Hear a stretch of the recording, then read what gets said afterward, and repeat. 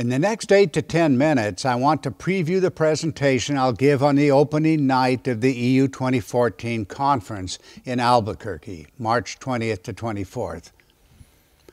The electric discharge formation you see here rising above Easter Island was originally outlined to me by plasma scientist Tony Peratt in 2002.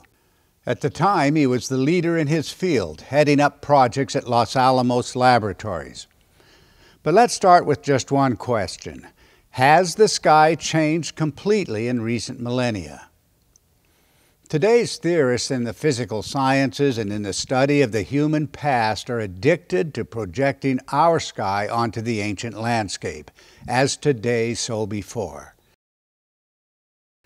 In our investigation, this uniformity principle will never work. Here's a brief video sequence highlighting the reason why.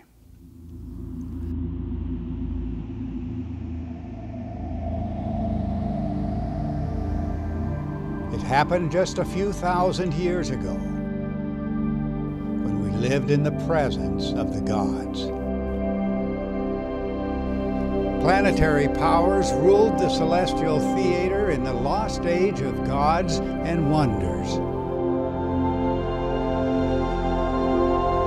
Planets gathered in close congregation, as if alive, engaging each other electrically.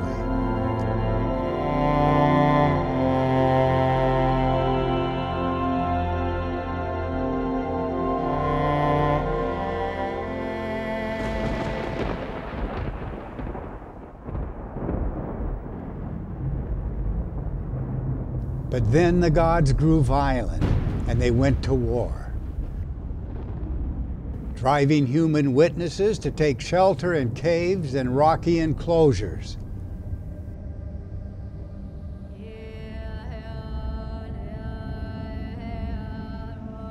Humans left to remember the powers of the gods, formations and cosmic events not to be forgotten.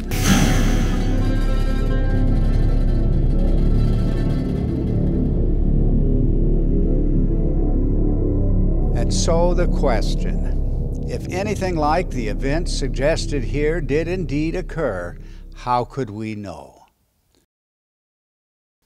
My own inspiration on this question came from Immanuel Velikovsky, one of the most controversial theorists of the 20th century. I published a 10-issue series on Velikovsky in the early 1970s, transforming a local student journal into a popular international journal and leading directly to a highly publicized debate between Velikovsky and astronomer Carl Sagan in 1974. We know now that Velikovsky was wrong on many details, but what about the deepest questions that he raised? He found in ancient testimony the undeniable echoes of planetary catastrophe, making clear that the modern idea of billion-year stable planetary motions cannot be correct. And the centerpiece of his argument was evidence repeated around the world that the planet Venus approached the Earth as a devastating and frightful comet. It's indeed ironic. To find a reliable footing in this field, we have no choice but to plunge into the origins of ancient myths and symbols and magical practices. That's because this is where we find hundreds of converging human memories, globally, fitting together like the pieces of a jigsaw puzzle.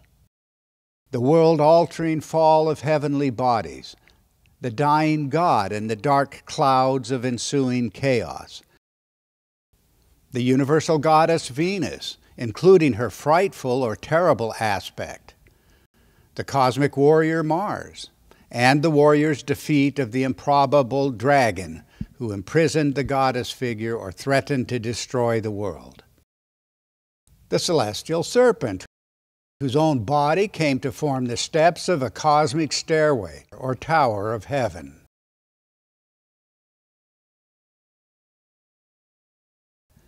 and of course the story of a former stationary sun or central luminary of the sky.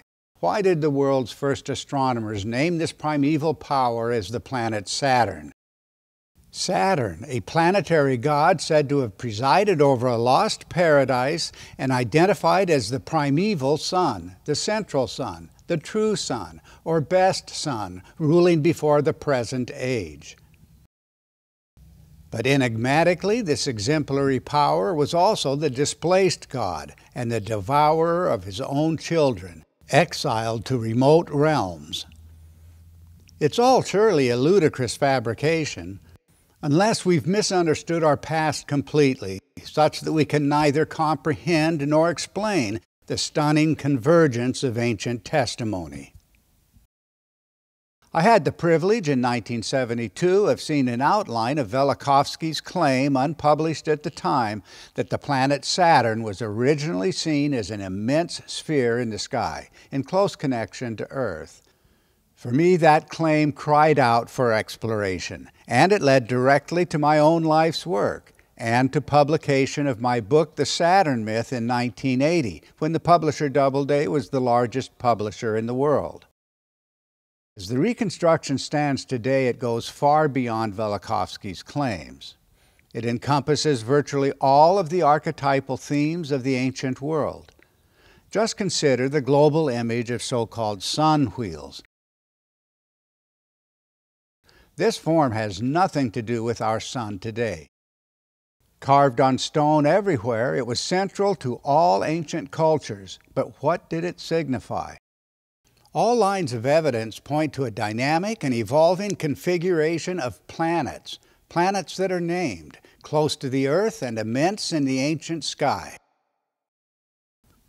When we place the configuration in three-dimensional space, the demands of perspective are extraordinary. Then we must take into account the respective sizes of the bodies, their relative motions, systematic changes in the number and appearance of discharge streamers, and the shifting position of Earth as these changes occurred. Seen in three dimensions, it's not even possible to just make up explanations. Whatever provoked the ancient images, they are historical fact, irrespective of any modern interpretation. And the facts include the stunning astronomical identification of Saturn as the ancient sun.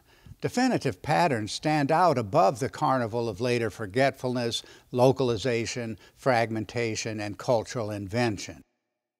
The bedrock of fact will not allow for mere guesses at things. Beneath the carnival of cultural confusion lies a global substructure of human memory, the archetypes, the points of agreement. This is why my own convergence with Wal Thornhill in the mid-90s was so important to us. He was just beginning to emerge as the premier spokesman for the electric universe when he stepped forward to support the reconstruction in electrical terms. Then came the convergence with the leading plasma scientist Tony Peratt in 2000, a convergence that forever changed his life and my own. Spectacular forms in the sky I had reconstructed were suddenly illuminated by Tony's expertise. The turning point came instantly when I sent one prehistoric pictograph to him from Kayenta, Arizona. He immediately recognized what could have no other explanation. In fact, the research team at Los Alamos had named this highest energy discharge form after him, a Peratt instability. What I did not know at the time was that this form in the laboratory collapsed into another, more commonly recorded form in the ancient world, what Tony came to call the Squatter Man. Then a series of mysteries fell into place in terms of a known discharge sequence, including the mythic chain of arrows over which I'd puzzled for years, the stairway or ladder of heaven, and the eye mask or owl-eyed goddess, all finding clarity in well-documented electric discharge forms in the plasma laboratory.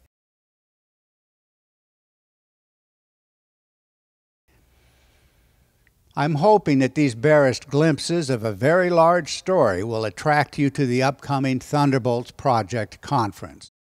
In the course of this event, I'll show much of the content scheduled for episodes 4 and 5 of Symbols of an Alien Sky. And if you've not seen the original episode, the full documentary is available on the Thunderbolts Project YouTube channel. Hoping to see you in Albuquerque.